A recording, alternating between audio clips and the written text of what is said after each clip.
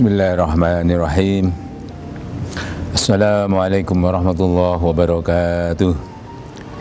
Alhamdulillahirabbil alamin wa bihi nasta'in ala umuri dunya waddin. Wassalatu wassalamu ala sayyidina Muhammadin wa ala alihi wa sahbihi ajma'in, amma ba'd. Qala ta'ala a'udzu billahi minasyaitonir rajim. Bismillahirrahmanirrahim. Ya ayyuhalladzina amanu kutiba alaikumus syiyamu kama kutiba alal ladzina min qablikum la'allakum tattaqun. Al-ayah. Hadirin para pemirsa rahimakumullah, alhamdulillah kita berjumpa lagi di bulan Ramadan tahun ini. Mudah-mudahan Allah Subhanahu wa taala senantiasa memberikan keberkahan dan kemudahan bagi kita untuk senantiasa menjalankan perintah-perintahnya, khususnya yaitu berpuasa di bulan Ramadan serta amaliyah-amaliyah ibadah sunnah yang lainnya. Hadirin para pemirsa yang berbahagia, pada kesempatan kali ini akan saya sampaikan yaitu beberapa pertanyaan yang seringkali dilontarkan oleh saudara-saudara kita, yaitu diantaranya bagaimana hukumnya orang yang meninggal dunia padahal dia masih punya hutang puasa, ya. Bagaimana hukumnya orang yang meninggal dunia kemudian dia punya hutang puasa? Sebagaimana ibadah-ibadah wajib, ibadah fardu yang lain, maka ibadah puasa ini adalah ibadah yang tidak boleh ditinggalkan. Maka barang siapa yang meninggalkan puasa, dia harus menggantinya di hari yang lain, ya. Dalam Al-Quran disebutkan, faman kana minkum maridun aw ala safarin fa iddatum min ayyamin ukhor. Siapa yang karena sakit atau bepergian dia meninggalkan puasa, maka dia tidak puasa, dia wajib mengganti di hari yang lain.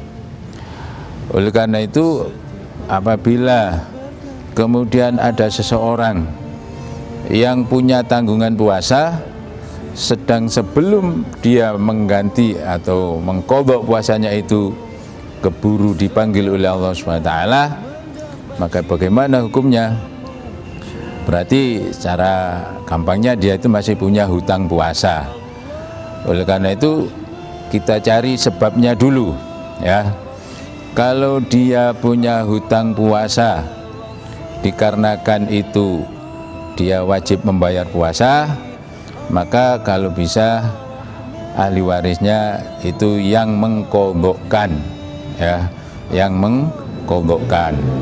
Misalkan dia ketika Ramadan sakit yang tidak berat, ketika Ramadan dia bepergian dan meninggalkan puasa, setelah berlalu Ramadan belum sempat dia membayar puasanya, keburu dipanggil oleh Allah, maka berarti dia punya tanggungan puasa, sehingga kalau bisa ahli warisnya yang mengqadhakan puasanya.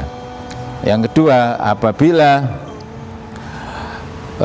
di dalam dia meninggalkan puasa itu dikarenakan sebab yang memang tidak bisa ditinggal, yaitu udzur syar'i yang berat seperti sakit yang sudah sangat parah atau usianya yang sudah tua renta sehingga fisiknya lemah, tidak bisa melaksanakan puasa, maka berapa hari dia meninggalkan puasa dihitung dan di situ diganti dengan membayar fidyah.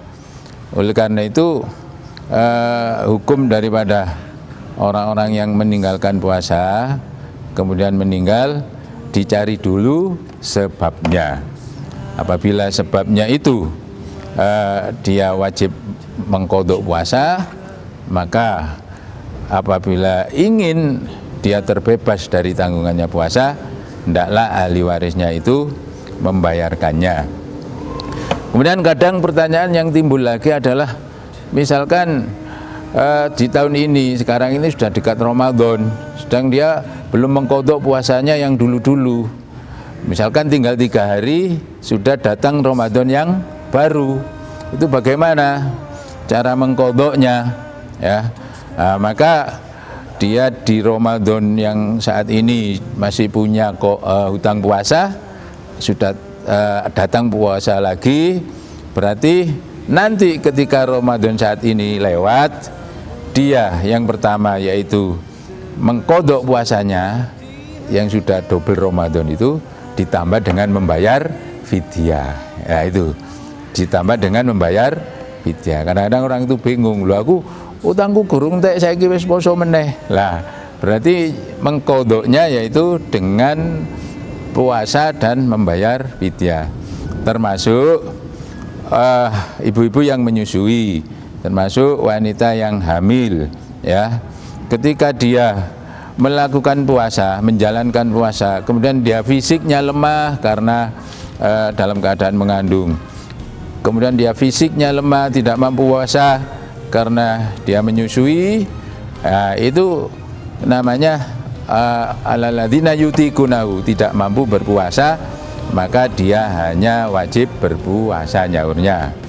Kalau misalkan dia mampu berpuasa akan tapi kasihan sama bayinya yang disusui lemah, dia mampu puasa tapi takut kandungannya nanti terganggu, maka dia mengqadhanya dengan berpuasa sekaligus membayar fidyah. Oleh karena itu, apa yang harus dilakukan ketika seseorang meninggalkan puasa, maka adalah sesuai dengan sebab-sebab kenapa dia meninggalkan puasa. Demikian, mudah-mudahan menjadi tambahan pengetahuan bagi kita semua, sehingga kita tidak bingung ketika mengalami salah satu di antaranya. Wallahul muwaffiq ila aqwamit thoriq. Wassalamualaikum warahmatullahi wabarakatuh.